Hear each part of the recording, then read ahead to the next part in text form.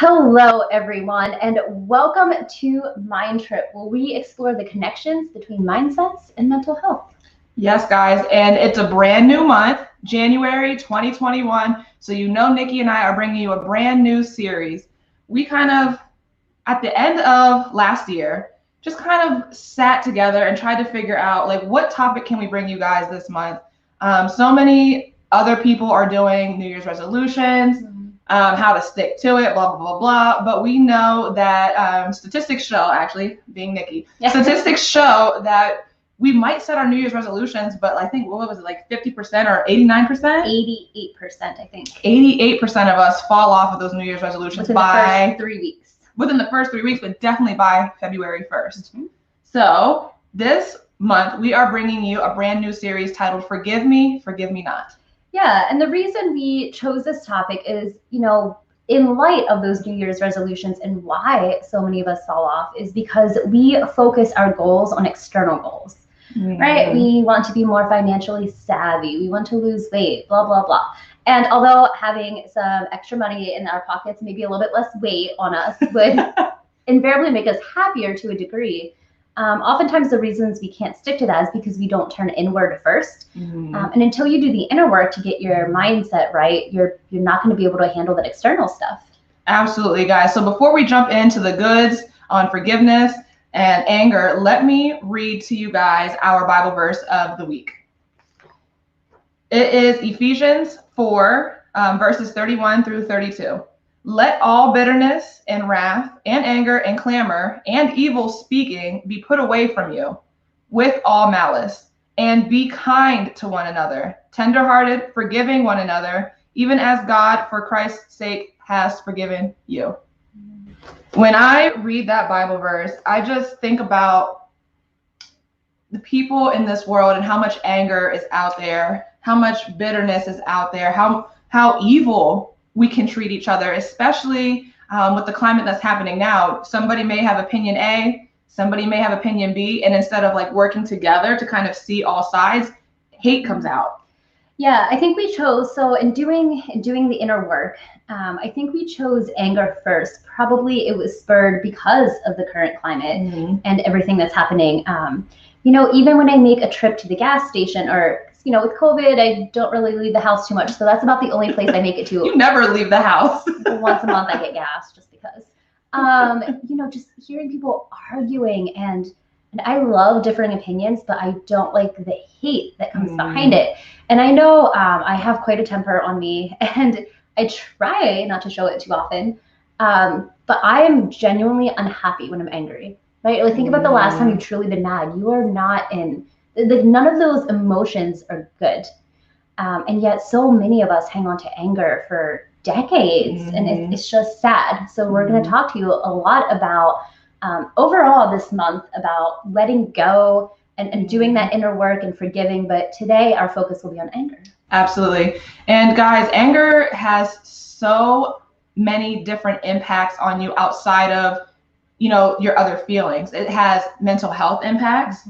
It has impacts on your physical health. Many of us, like you mentioned, Nikki, hold these grudges for years. We live with hate in our hearts sometimes, or anger, or like dissatisfaction in our hearts. And as it continues, that comes out in our behaviors. Yeah, and so there are many reasons why we become angry. Anger is something that we call a secondary emotion. So for those of us in the field, we experienced anger as people because we felt another emotion first. Now, you might not always recognize that. The first thing you probably notice is anger because it's the more intense one. And so, but it's always anger always stems from something else you felt first, whether you noticed it or not. So we have a nice little printout of an anger iceberg. We do. Yeah, would you like to talk more about that? Sure. So Nikki, if you could hold this. Sure. Put my tea down. All right. There you go. So guys, this is the anger iceberg. We use this a lot in trauma therapy and family therapy with our kids and our families. So like Nikki mentioned, anger is a secondary emotion. If you could hold that up one more time.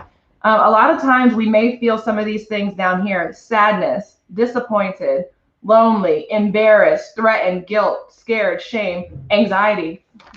Those might be the primary feelings, but what we show is that anger. So I want you guys to think about a child that is expressing anger. Maybe he's lashing out. Maybe he is verbally aggressive, just showing that anger.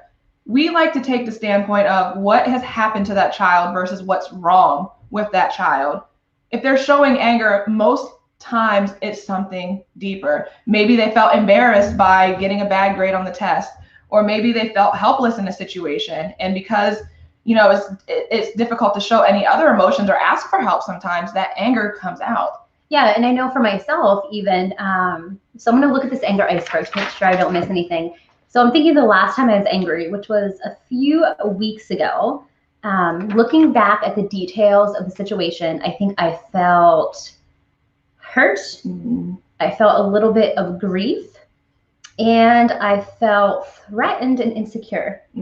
So those were the things that drove me to hang on to anger for probably a good 6 or 7 hours before I had time to assess and realize I'm not angry, I'm feeling these other things. Right. I'm laughing. I laughed for a second because hungry is on here. You know, that what they say, hangry sometimes. So I mean, that comes through even with us as adults. Sometimes we'll feel hungry and not even notice that, man, I haven't eaten since breakfast and it's 5 p.m. and we're just, you know, displacing that anger and like lashing out at our friends or at our children or at our spouses. I'm sorry, I had to laugh at that one. So the reason we're talking about anger is because it has legitimately, like jokes aside, so many detrimental effects, right? And you had spoken to our emotional and physical health. So let's talk about, I guess we can talk about, so let's talk about the emotional health first. Outside of being angry, which is unpleasant, okay, and you have these other generally negative emotions attached, fine. Anger increases the cortisol and the adrenaline in your body. So when you have increased cortisol, that's your stress hormone, right? It's the hormone you get when you feel scared, anxious, angry. Increased cortisol levels, even if you experience spikes frequently, will lead to heart disease, will lead to premature death for no reason other than just it literally takes years off your life. High blood pressure, all kinds of things. And that's just like the physical, I mean, signs and stress that places in your heart muscles and your arteries. And then there's also an increase in adrenaline. And also, like, I'm so glad that you mentioned all those things, because that increase in cortisol and getting your blood pressure elevated can trigger our fight, flight, freeze response. And just to share with you who might not know what that means, when we get triggered by anything, anger, anxiety, fear, embarrassment, whatever it is, we respond in 3 different ways. We fight. Sometimes we fight that triggering event. Sometimes we freeze. A lot of people freeze in the moment. They don't know what to do, how to proceed. They just stop everything. And then what was it? Flight. Running away from the problem because sometimes it's too difficult to face it head on and we avoid. Yeah. And you know, that fight, flight, freeze response is a trauma response, right? We're supposed to use it when we see, I don't know, a bear trying to attack us. Or a dog running after you. Yeah. But, you know, that same response gets triggered in all sorts of things because our bodies can't tell whether a threat is real or perceived. They can't tell whether a bear is actually coming after us and we're scared and we're angry, or if we emotionally cause this to ourselves. Our body just reacts. And so if you're living in a trauma response consistently, it's obviously going to have like long-term negative effects on you. And speaking of the mental health that comes with anger, oftentimes we see in psychology that it is a secondary emotion to the anxiety and depression. So a lot of people who have been diagnosed with those, anger can show through more readily than anything else. Maybe they're angry at themselves for not being able to figure out a situation, or angry at themselves for not handling something the way they should have. When we have those type of thoughts, that can really bring out that secondary emotion of anger, that wrath, that bitterness that we have. Sometimes we can show that bitterness not only to ourselves, but take that out on other people around us as well. Yeah, and for those who are diagnosed with PTSD, complex PTSD, depression, anxiety, all of that stuff, there is a correspondence with the more often or the more intense you have those feelings associated with your diagnosis, the more often, the more intensely you will feel anger. And so for kids and adults, anger is often a sign of an underlying mental health issue if you see consistent anger. Absolutely. And I know we talked about the physical, but let's kind of go into the physical responses of that as well. I'm going to put Nikki on the spot. What do you think? I haven't put her on the spot in a while.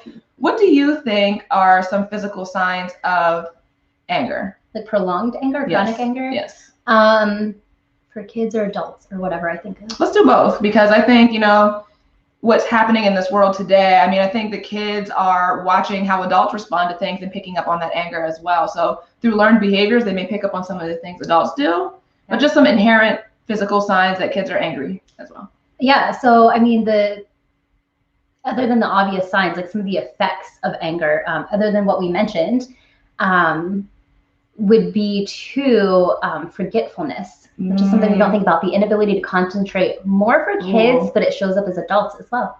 Yeah, I think that's a big one. I've seen so many kids that I've worked with just get so worked up and so angry by a situation that's taking place. I think maybe getting in fights with their parents can cause that anger, that they just forget their manners sometimes. They forget how to problem solve or how to work through things. And when that anger becomes so intense that it starts to impact you in that way, it's kind of time to take a step back and be like, whoa, what is happening for this kid that's sparking this wrath? Yeah, and even forgetfulness in, like if you're someone who often forgets where you put your car keys or you can't concentrate, you try to read, it's my wallet, not the keys. And your debit card. And that's a separate story. But yes, I've gone through like 6 debit cards this year and I don't leave the house. So, okay. But like even so, that long-term forgetfulness, let's say you go to read your favorite magazine and man, you just keep reading that same passage over and over. The inability to concentrate often stems from stress or a ton of other things. But if our stress hormone is constantly activated, check yourself. Are you like low key? It doesn't have to be that you're always angry about something that's in your face or obvious.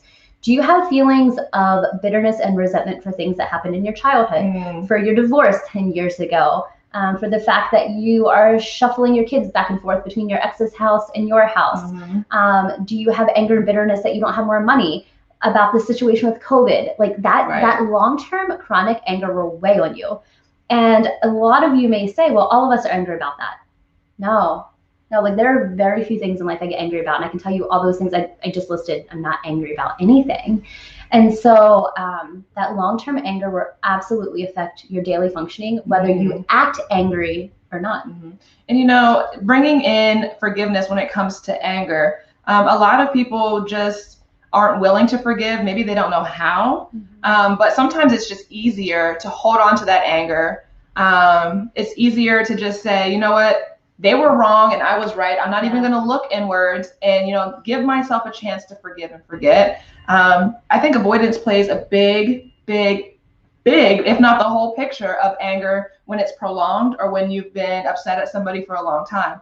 I love the examples that you mentioned. Divorce. A lot of times when we do relationship coaching, or when we did relationship coaching, we would just see so much anger and so much bitterness in the wife or the husband or whatever happened.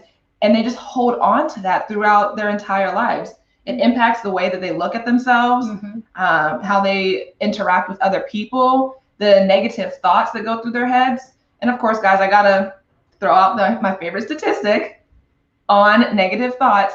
We have 6,000 to 70,000 thoughts per 50,000 day. 70,000? Actually, I saw a new statistic that was just put out this year, like January 2021, as low as 6,000. Really? And that's more so. Wow, I thought you were just like, no, there's no way she meant 6,000. And that's actually, in my opinion, probably men, because men really don't talk much or think much. But anyway, so anywhere from 6,000 to 70,000 thoughts, and 80% of them are negative. Yeah. Just imagine those negative thoughts that you feed yourself about a spouse, an ex, a child, a situation at work that's negative. It's going to create that cycle of anger for you. And not to mention, when you have thoughts around anger, again, more statistics or more facts, generally, almost always, people who have bitterness or angry thoughts almost always have low self-esteem as well. But that doesn't mean, so researchers spend a lot of time looking into this. Anger is not an effect of low self-esteem. Oftentimes someone started out with a normal baseline self-esteem, right, for themselves. And then when they became angry and really bitter about a situation, their self-esteem lowered. So the lowering of your self-esteem is an effect of hanging on to anger. That's an interesting point that you brought up. I know we're talking about all the negative pieces of anger, but guys, just remember, anger is a natural human emotion. It's okay to get angry at some things, but just like anxiety and depression that we talked about last month with our series, you have to remember, if it starts to impact your life in a negative way, a consistent negative way, such as you are having that low self-esteem, you are taking that out on other people, you are being bitter and just rageful. Is that a word? Rageful? Mm-hmm. Rageful. I created a word. Mm-hmm. You got to pause and say, wow, this is getting out of control. Mm-hmm. You can't afford to continue letting anger have you in that prison. Yeah, and other ways that you, like signs that may be obvious before we move on to talking about forgiveness and why it's important. You know, if you're someone, and I'm going to say every single person that's listening can relate, and if not, I dare say I may say you're lying, but at some point in your life, you've had a shower conversation with an imaginary person about a fight you had earlier, and you're like, darn it, I should have said this. You say the best things in the shower afterwards. Yeah. I mean, I haven't done that for years, but man, like I used to be a big shower conversationalist. Like I had my best arguments to myself, you know, shaving. I'm like, oh, I should have said that thing, right? That's a sign that you are hanging on to anger in an unhealthy way. Mm-hmm. Of all the things that you can be thinking about to make your day better, to make your life better, you're wasting your time having rewinding conversations that already happened, not productive, not healthy. Right. I can think of, when you're mentioning the shower conversations, I think when I get mad at my husband, I try to like, okay, let's just calm down for a second before you mass text him some crazy things. But I do go hard in the shower sometimes. Like there's these things I want to tell him. Here's what I want to say. Here's why I want to say it. Here's why he's wrong. But like you said, just holding on to that, I could feel myself boiling or bubbling up like a volcano all day long until he gets home and I release that wrath or release that anger or let him know why he's wrong. Yeah. And another subtle sign of anger, right? Because everyone knows that anger looks like, you know, on a general day. So I want to talk about those subtle signs. If you're someone who gets delight in getting the dig in, whether it's a passive aggressive email or text, you're like, haha, got that person. I showed them up. The corporate clapback, right? Yeah. You're hanging on to anger in an unhealthy way. And we've all felt it. So when I say this, it's not judgment. Mm-hmm. We've all experienced it at times. Mm-hmm. But I would even say if you're experiencing that more than like once or twice a month, it's something that needs to be worked on, right? If it's something you experience almost daily, really something you need to work on. You know, if you're someone who sends those paragraphs of texts and those books, we have some areas of growth to work on. Right. And guys, this is why it's important. And we're going to kind of shift over a little bit to the forgiveness part. But for those of you who are watching, just sit back and think about how anger has impacted your life. Mm-hmm. Do you kind of feel like, well, I got a hold on my anger. I'm kind of able to put it in check and, you know, do what I need to do before I respond. Or do you really have a problem with, you know, being quick to trigger? Mm-hmm. Do you really let anger take over your thoughts? And as we know, and as we shared through the cognitive behavioral therapy triangle, do you let anger take over your thoughts, create more feelings as a result of that? And does it result in unhealthy behaviors? Mm-hmm. Because remember, we all experience people in situations that are challenging or have different belief systems. But my natural response is not to be angry. It's to be curious or to question and to understand. My first response isn't like, oh, I'm so offended. Like, how could they think that? And so, you know, it's a great approach to life in the fact that it makes me happier. Mm-hmm. It makes me happier to approach life with curiosity versus anger. And so if you're someone who generally gets mad, whether it's through traffic or something you read online, let's talk about how we can start to let go. Right. I see we have a comment from Miss Kimberly Dorsey. Been there, help me, Jesus. I'm assuming you're talking about the shower fights.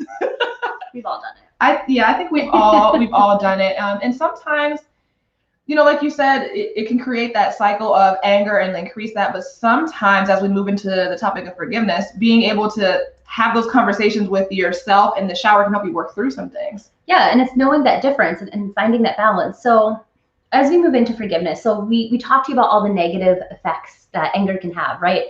So the point, throughout the rest of this month, we're going to give you different ways to help let go and deal with your anger.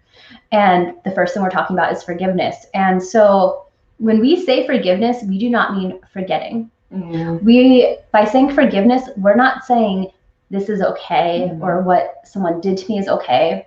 What we're saying is, I forgive this person for their actions because I'm not responsible for their actions. And I think the hardest thing about forgiving is that you have to look at yourself and hold yourself accountable for what happened. Mm-hmm. Everyone has a role to play in something. And even I think of situations, because someone might be thinking, well, I was a victim of something.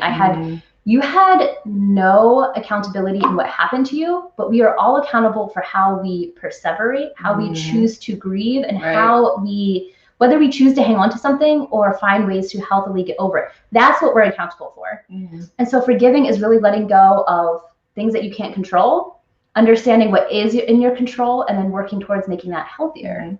And I like what you said. Can't talk today. We wrote a newsletter that kind of addresses some of this, and we'll share that with you guys at the end. But in that newsletter, you kind of reference forgiveness is okay, but you don't have to forget the lessons that life has taught you as a result of that situation that may have created that anger for you, or that bitterness, or that wrath.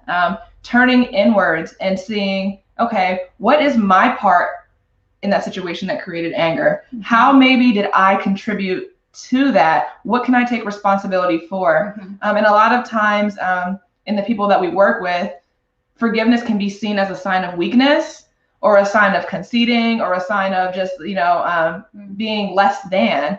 But when we look and when we reframe forgiveness as that thought, we're not going to get too far, and we're never going to be able to forgive. Yeah, and I think, in any situation, someone has a part to play. Again, even if your part is only controlling your own emotions. If you were to sit here and punch me in the face right now, the part that I would play in that situation is, okay, the only thing I can do is how will I address this moving forward? Will I keep inviting Taylor into my life and having this toxic relationship, or will I learn this lesson, respectfully cut her out of my life and move on and not hang on to that? Right? So that is my way of forgiving her, and that is my way of placing accountability. I don't wish harm upon her, but also, I'm going to know my actions in that. And I think that's where we get caught up in anger, is because so often we will displace that and point the finger and be like, it's not my fault. This person did this to me. And, they were so mean to me, and I'm this innocent victim. Yes, you may be an innocent victim, but you still are responsible for how you choose to move on after an event, no matter how hard it may be. And I think having that forgiveness and grace and, again, a tender mercy that I think about is going to be really pertinent to your mental and physical health. I like that you mentioned displacement. And guys, that is one of the 12 defense mechanisms that we kind of utilize when we try to avoid reality, or when we try to distort reality, or try to protect ourselves. I'm not going to get into all 12, but I will bring up the displacement. And there are different situations where we may get angry, and then we come home and we take it out on our spouses or whoever's around us, the next person, right? When that happens, you may have a problem with anger. You may have to look inwards and forgive yourself for allowing yourself to live with that type or that level of anger in your heart. You have to turn inwards and check that for yourself. Displacement is huge. So I want all of you watching right now, maybe if you have a pen or a paper, just write down a situation where you got angry at something else and then took it out on someone else.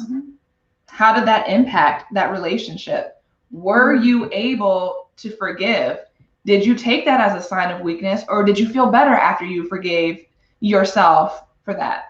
I love that you brought that up about the activity of practicing displacement. And so even Taylor and I, who, have been in this field for a long time, and Lord knows has the academic background for it, we're human, and so we're not perfect, right? And even thinking about, the role we play and what you're talking about, taking accountability. The last time we got mad at each other, I think in our years of friendship and as business partners, there's only been twice. And once was earlier this year.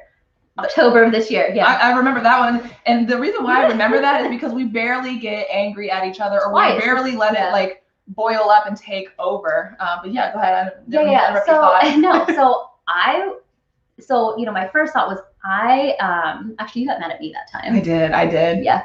So I did. You were mad at me for something I said to you. Let me look at this anger iceberg as you explain, because I want to explain myself. I may or may not have said, do you even care about our business anymore?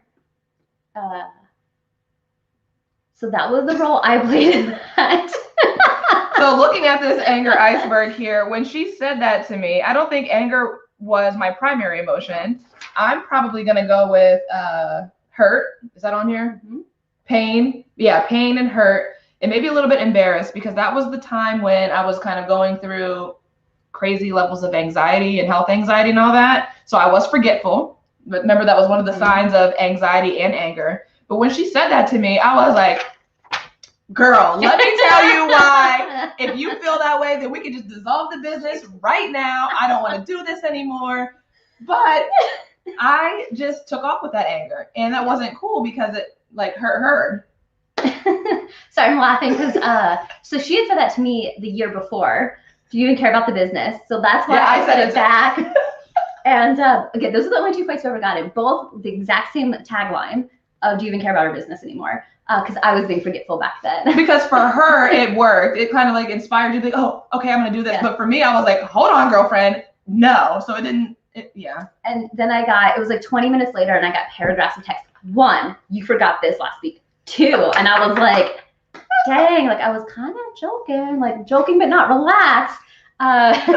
So the reason I bring that up is when we think about relationships, friendships, with your husband, with Tommy, with my boyfriend, anytime I have been mad at a significant other, a romantic relationship, it has not been genuinely because anyone did anything that bad to me. Like I've been very fortunate, like nothing crazy happened. No one tried to stab me. No one cheated on me. It's because I felt insecure or I felt a little jealous or I felt left out. And those are all also primary emotions and thoughts and feelings as well. It's because I felt that, but I got mad at their actions and how they contributed to that. Well, you didn't text me in enough time to blah, blah, blah, blah, blah. Am I really mad that this person didn't text me in 10 minutes, or am I mad because, I'm feeling insecure about something? It's generally always my responsibility, my anger, because I had a primary emotion that I couldn't deal with. Right. And we all have that responsibility. And to own it is hard. It's not easy, but it's absolutely key to be happy. I do think it can be hard, guys. And that's why we thought long and hard, not to use the word hard 3 times, but we thought long and hard on how to bring a topic to you guys that's going to resonate, that's going to relate, and that can get you started on changing your lives. When we allow anger to take control and spiral out of control, and we can't forgive,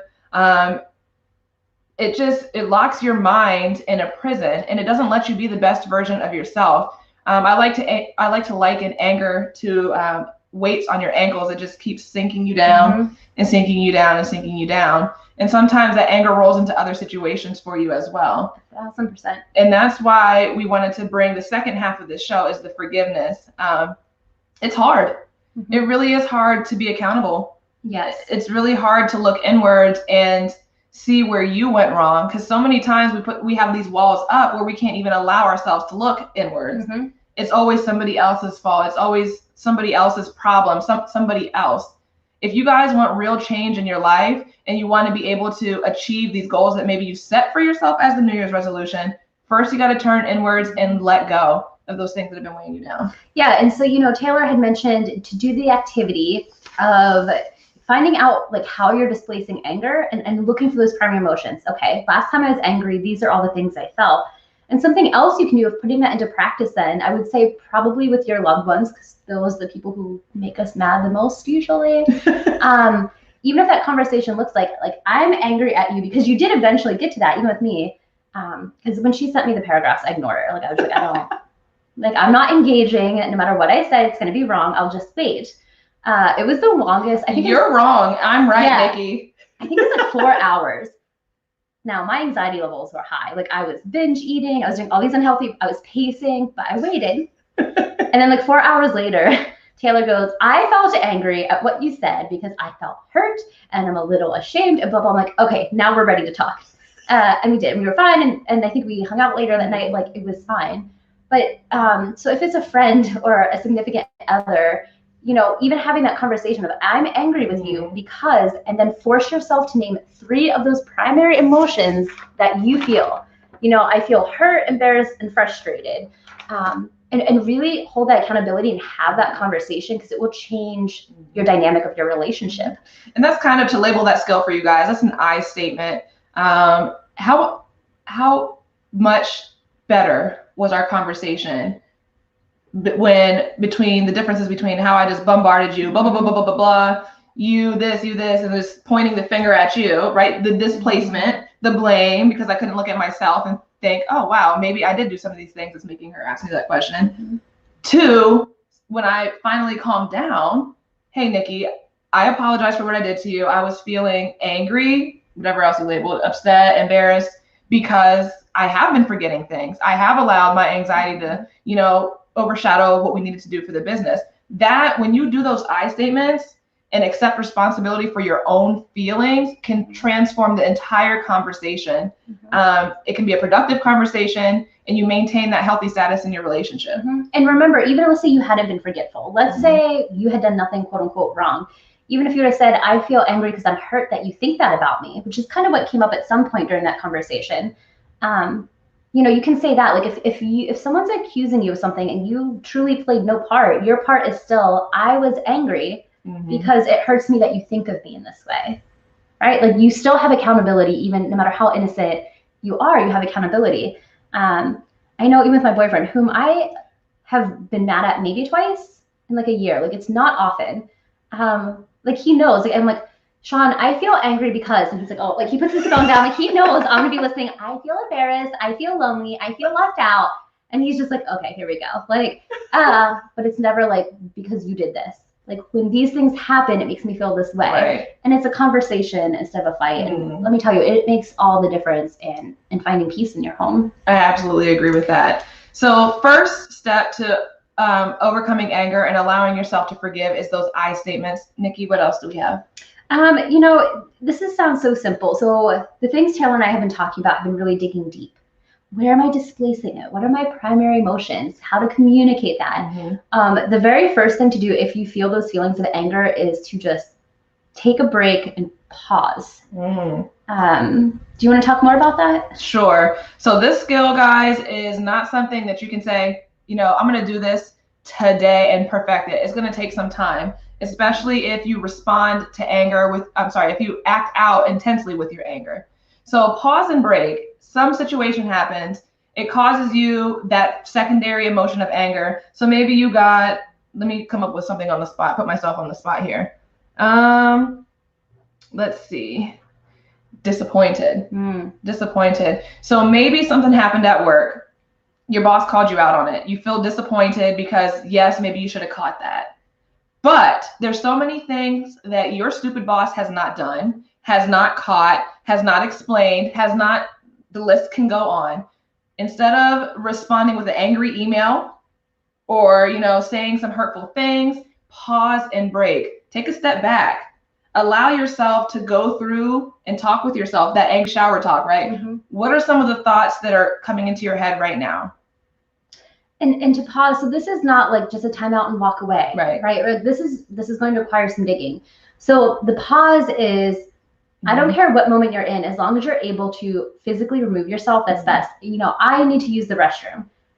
That's you can sit in there on the toilet and just, take a 10-minute bathroom break. No one needs to know what you're doing. Maybe you're just sitting there angrily getting, just splashing your face with water, or you're just contemplating. You don't actually, just find a way to remove yourself. I'm going to get a bath. I'm going to go hide in the closet and eat a chocolate bar. I don't know. Try to remove yourself first and take that pause. And then the part of that break is, even if you only have 10 minutes, like you said, to figure out what are my primary emotions. Why am I angry at my boss? Okay, I'm disappointed. I feel overwhelmed by the amount of work I have. I feel a little jealous that they get paid more, and they make more mistakes and they call me out on this one mistake. You still own those feelings. Absolutely. I think the pause and break is big, guys, because again, it's going to allow you to not say those hurtful things to people and have to come back later and apologize for it. Though if you do, forgiveness, remember, guys, forgive yourself and go back to that person for hurting their feelings. But when you pause and break, you can reflect on, again, just to sum up what she said, you can reflect on those true feelings that you may have and those thoughts that you have and figure out how to reword it. Figure out how to revisit with the best version of yourself. And I think a lot of times why breaks don't work for people is because we're not intentional. We can take a break and walk away, and then on that walk, we think about why we're right, or we just get ourselves more riled up, or, we distract ourselves. And I get so frustrated when someone's like, take a walk and think about the birds, or look. distraction generally tends to not work because we may feel better in that moment. And then as soon as we go back into that room or the situation that made us angry, we get angry all over because we didn't actually resolve the root of that issue. So you might hear a lot of therapists or people say, well, just take a break and forget about it. Don't forget, work through, right? Don't perseverate and don't forget, just work through your emotions. So that's why pausing and breaking fails, because we're not being intentional in identifying those primary emotions. Yeah.